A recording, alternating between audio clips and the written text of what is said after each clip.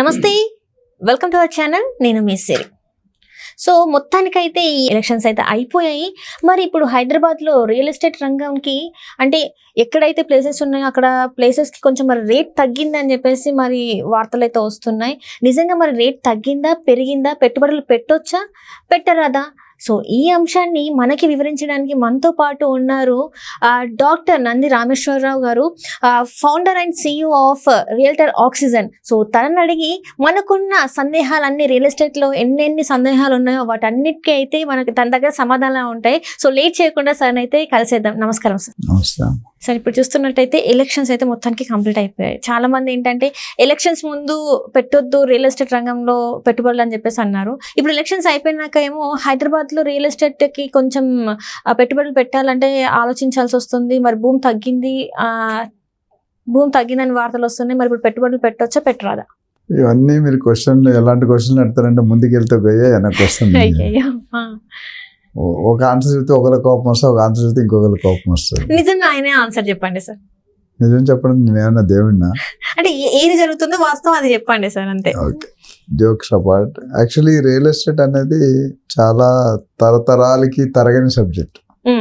ఎలక్షన్లు వస్తుంటాయి, పోతుంటాయి, కరోనాలు వస్తుంటాయి, పోతుంటాయి, సునామీలు వస్తుంటాయి, పోతుంటాయి. రియల్ ఎస్టేట్ మాత్రం ఎక్కడికి పోతుంది. రియల్ ఎస్టేట్ ఎప్పుడు ఎవర్ గ్రీన్ సబ్జెక్ట్ నా ప్రకారం. ఎందుకంటే నేను ఇప్పటి వరకు 12,000 మందిగా ప్రాపర్టీ ఓనర్స్ చేశాను నా కెరియర్లో. ఇది ఆల్రెడీ తెలుసు. 12,000 మందిని ట్రైన్ చేశాం. ఎంతో మంది కుటుంబాలు రియల్ ఎస్టేట్లో బతుకుతున్నాయి. ఇంకా పెరగబోతున్నాయి కానీ తగ్గుదల అనేది లేదు. అయితే ఎలక్షన్ మనం అంతకుముందు చెప్పుకున్న ఆనవాయితీ ఏంటంటే ఏ స్ట్రీట్లో ఎలక్షన్ అయినా, ఏ కంట్రీలో ఎలక్షన్ అయినా కొన్ని సెగ్మెంట్స్ అనేది కొద్ది స్లో డౌన్ అవుతాయి. స్లో డౌన్ అవుతాయి కానీ జీరో అవ్వు. స్లో డౌన్ అవ్వడం వేరు, జీరో అవ్వడం వేరు. సో స్లో డౌన్ అంటే ఎందుకు అవుతాయంటే దానికి వేరియస్ ఫ్యాక్టర్స్ ఉన్నాయి. అన్నట్టు ఫ్యాక్టర్స్ ఏంటంటే జనాలకు అపోహ ఉంటుంది, గవర్నమెంట్ పడిపోతుందేమో, కొత్త గవర్నమెంట్ వస్తుందేమో, వాడు వచ్చి కొత్త గవర్నమెంట్ వచ్చి ఇంకా వేరే స్కీమ్స్ తెస్తారేమో, ఇలాంటి ఒకటి. రెండోది లిక్విడిటీ మూవ్మెంట్ ఉండదు. ఇప్పుడు ఎలక్షన్ కోడ్ వచ్చిన తర్వాత చెక్ చేస్తుంటారు అన్ని వెహికల్. సో రియల్ ఎస్టేట్ అది లేకుంటే పని కాదు. అందరికీ తెలిసిన ముచ్చట ఏంటంటే ఐటీ ఆఫీసర్ల దగ్గర నుండి, సీఎం దగ్గర నుండి, మినిస్టర్ దగ్గర నుండి, బిల్డర్స్ దగ్గర నుండి, బయర్స్ కూడా తెలుసు. అందరికీ తెలిసిన వాస్తవం మూమెంట్ తగ్గిపోతుంది. కొనుక్కోవడానికి డబ్బులు చేతిలో ఉండవు, హార్డ్ క్యాష్ అనేది. సో మీరు అడిగిన ప్రశ్నకి ఎలక్షన్ ముందు స్లో డౌన్ ఉంది. ఎలక్షన్ కూడా అయిపోయి మేబీ నెక్స్ట్ 2-3 వీక్స్లో రిజల్ట్స్ వచ్చేస్తాయి. బట్ రియల్ ఎస్టేట్ మీద భారీగా కొద్దిగా 19-20 కా ఫరక్ అంటారు, కొద్దిగా డిఫరెన్స్ ఉంటుంది. నేను లేదని అయితే చెప్పను, కానీ అనుకున్నంత రీతిలో జీరో డౌన్ లేదా మైనస్కి వెళ్ళిపోయే స్టేజ్ అయితే లేదు. డమాల్ అంటారు కదా, ఆ స్టేజ్ అయితే నాకు ఎక్కడ కనిపించలేదు. ఎందుకంటే మనం ఎప్పుడు పాజిటివ్ ఉండాలి. రియల్ ఎస్టేట్ నేను చెప్పాను, తెలంగాణ గవర్నమెంట్కి లోన్ 80-90 వేల కోట్లు ప్రతి సంవత్సరం real estate direct indirect sources నుండి వస్తున్నాయి. ఆల్మోస్ట్ ఒక హాఫ్ స్టేట్ బడ్జెట్ అది. సో రియల్ ఎస్టేట్ని ఎవరు కదపడానికి ఇష్టపడ్డారు. రియల్ ఎస్టేట్ కదిపితే మనం కదుపుకున్నట్టే. ఎందుకంటే గవర్నమెంట్కి ఇప్పుడు తెలంగాణ రాష్ట్రానికి నాకు తెలిసి దాదాపు 6 లక్షల కోట్లు అప్పు ఉంది. ఆంధ్రప్రదేశ్కి డబుల్ ఉంది, 12 లక్షల కోట్ల పైన. సో ఈ అప్పులు తీర్చడానికి మనం రెవెన్యూ అయితే జనరేట్ చేసుకోవాలి కదా. ఇంకోటి అంటే స్టేట్ కూడా మనకి స్టేట్ విభజించిన 10 years టైం ఇచ్చారు. మేబీ ఈ జూన్ కల్లా 10 years టైం కూడా కంప్లీట్ అయిపోతే కొన్ని షేరింగ్లు కూడా ఆగిపోవచ్చు. ఎందుకంటే ఇంతవరకు కొన్ని షేరింగ్లు నడుస్తుంది. So then we're going to run to more depth of money, అంటే డబ్బులు లేకుండా అయిపోతాం. సో ఎవరి స్టేట్ వాళ్ళు డబ్బులు అరేంజ్ చేసుకునే విధానాలు మనం కనపడి. ఇప్పుడు రేవంత్ రెడ్డి గారు ఏం చెప్పారు, డిటిసిపి పరిధిని హెచ్ఎండి పరిధిని పెంచుతాను అన్నారు. అంటే ఇంతవరకు సిటీ లిమిట్స్ నుండి ఓఆర్ఆర్ వరకు హెచ్ఎండిఏ లిమిట్స్ ఉండేది. ఇప్పుడు ఓఆర్ఆర్ టు RRR అనేది డిటిసిపి పరిధిలో ఉంది. డిటిసిపి రేట్లు ఎప్పుడు తక్కువ ఉంటాయి, హెచ్ఎండిఏ రేట్లు ఎక్కువ ఉంటాయి, జిహెచ్ఎంసీ రేట్స్ ఇంకా రేట్స్ ఎక్కువ ఉంటాయి. అది hierarchy. GHMC, HMDA, DTCP, GP, ఇది మన 4 అంశాలు.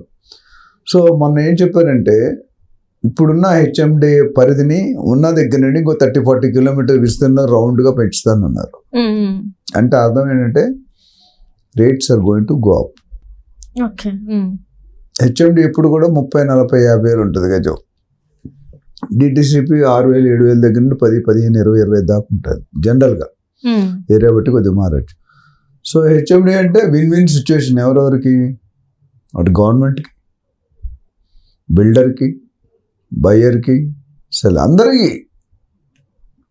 సమానంగా బెనిఫిట్స్ ఉన్నాయి కాబట్టి దాన్ని వెల్కమ్ చేస్తారు. అది ఎందుకు చెప్తున్నంటే ఇప్పుడు ఇన్వెస్ట్ చేయొచ్చా లేదన్న ప్రశ్నకి డెఫినెట్గా ఇన్వెస్ట్ చేయాలి. ఎందుకంటే గత 7-8 నెలల నుండి ఏ బిల్డర్స్ కూడా రేట్లు పెంచలేదు. జనరల్ వాతావరణం ఎలక్షన్ లేని కల్చర్లో ఎవ్రీ 2-3 మంత్స్ అడుక్కి గజానికి ఎంతో కొంత పెంచుతారు. ఇప్పుడు చూసుకుంటే గత 7-8 నెలల నుండి ఏ పెంపు జరగలేదు. ఉన్న రేట్లోనే సర్వైవ్ అవ్వడానికి ట్రై చేస్తున్నారు. సో దట్ మీన్స్ ఇప్పుడు బిల్డర్స్ రేట్స్ పెంచే అవకాశాలు చాలా ఎక్కువగా కనిపిస్తున్నాయి. ఎప్పుడు ఒకసారి ఎలక్షన్ రిజల్ట్ వచ్చిన దగ్గర నుండి గవర్నమెంట్ ఫామ్ అవడానికి 1-2 నెలల వరకు పడుతుంది. ఆ సెటిల్మెంట్ అయిపోయి గవర్నమెంట్ ఫామ్ అయిపోయింది అనుకో, మనకు తెలిసిపోతే సెంట్రల్లో ఎవరు వస్తున్నారు, దాన్ని బట్టి ఈ క్వశ్చన్స్ మారుతాయి. సో ఇప్పుడు కొనుక్కునే వాళ్ళకి ఒకటి తక్కువ రేట్లో వస్తాయి, 2 హెచ్ఎండిఏ పరిధి పెంచితే ఇప్పుడు మీరు డిటిసిపి రేటు కొనుక్కొని హెచ్ఎండిఏ రేటుకు అమ్మడానికి అమ్ముతుంది. సో క్రికెట్లో డబుల్ స్పిన్ అటాక్ అని ఉంటుంది, 2 పక్కల స్పిన్ వేస్తారు బౌలింగ్. సో ఇక్కడ కూడా అలాంటి వాతావరణం ఏర్పడే సమయం ఆసన్నమైంది బిగ్ బాస్లో అన్నట్టు. సో జనాలు వెయిట్ అండ్ వాచ్ కొంతమంది ఉంటారు. అయితే ఇందులో ఇంకొక మెయిన్ ఫ్యాక్టర్ ఏంటంటే మీ పర్పస్ని బట్టి కూడా డెసిషన్ ఉంటుంది. పర్పస్ అంటే మీరు ఉండడానికి కొనుక్కున్నారు అనుకోండి, కొనుక్కోవాలనుకుంటే ఆగలేరు. ఇప్పుడు మీకే పెళ్ళైంది, మీరు ఎక్కడికో వైజాగ్ వెళ్ళిపోయారు మీ ఊరి నుండి, మీకు ఉండడానికి ఇల్లు కావాలి కదా, ఎవరింట్లో అయితే ఉండలేరు కదా, అయితే కొనుక్కోవాలి, అయితే రెంట్కున్నారు, 2 రియల్ ఎస్టేటే కదా, 2 రియల్ ఎస్టేటే కదా. సో అలాగా మనకున్న ఇప్పుడు అదే మనం ట్రేడింగ్ చేస్తున్నాం. లాస్ట్ టైం మనం మాట్లాడుకున్నాం ట్రేడింగ్ అంటే మీరు కొంటారు, 6 నెలలు కనుక ఆయనకి అమ్మేస్తారు, కొద్ది లాభం వేసుకుంటారు, మీరు రిజిస్ట్రేషన్ కూడా చేసుకోరు, అది కొద్ది తగ్గుతుంది. నేను ట్రేడింగ్ ఏమవుతుందంటే రేట్లో కొనేసి అమ్మలేకపోతే ఈయన మొత్తం డబ్బులు కట్టుకోవాలి. జనరల్గా ట్రేడింగ్ అనేది 10-20-30% మార్జిన్ వేసుకొని అమ్మేస్తారు. కొద్ది రోజులు కొని హోల్డ్ చేస్తారు, హోల్డ్ చేసి దాన్ని అమ్మేస్తారు. సో అది అట్లానే లాంగ్ టర్మ్ ఉంది. బ్యాంకులో పెట్టుకుంటే ఎంత ఉంది? 7% ఇంట్రెస్ట్. రియల్ ఎస్టేట్లో జనరల్గా గత 10 సంవత్సరాలు అయిన అనాలిసిస్ తీసుకుంటే 20-22% పెరుగుతూ వచ్చింది ఎవ్రీ ఇయర్. సో దీన్ని బట్టి మీకు అర్థం ఏంటంటే మన రియల్ ఎస్టేట్ ఆపుకోవడం వల్ల ఉపయోగం లేదు. ఎందుకంటే డబ్బులు ఉన్నాయనుకోండి, ఇంట్లో పెట్టుకుంటే ఏం ఇంట్రెస్ట్ రాదు, బ్యాంకులో పెట్టుకుంటే 7% వస్తుంది, ఇక్కడ 3 రెట్లు వస్తుంది. సో ఎవరైనా అప్పులు చేసేది కొనమని చెప్పను, అప్పులు చేసి కొనుక్కొని మీకు నష్టం లేదు. బ్యాంకులోనే తక్కువ ఉంది మనకు వచ్చే అప్రిషియేషన్. బ్యాంకులో మనకు ఛార్జ్ చేసేది 9-10%, మనకి రియల్ ఎస్టేట్లో అప్రిషియేట్ చేసేది 20%. సో తెలివైన వాళ్ళు కొంతమంది అలా కూడా చేస్తున్నారు. బట్ స్పేర్ మనీ ఉంటే డెఫినెట్గా రియల్ ఎస్టేట్లో ఇన్వెస్ట్ చేసుకోవడం వల్ల ఎటువంటి ఇబ్బంది లేదు, హ్యాపీగా ఇన్వెస్ట్ చేయొచ్చు. కాకపోతే మంచి ఏరియా, మంచి ప్రాజెక్టు, మంచి బిల్డరు, మంచి లొకేషన్, మంచి ఏజెంట్ ద్వారా కొనుక్కుంటే మీ investment safety, secured and good appreciation, ఈ 3 వస్తాయి.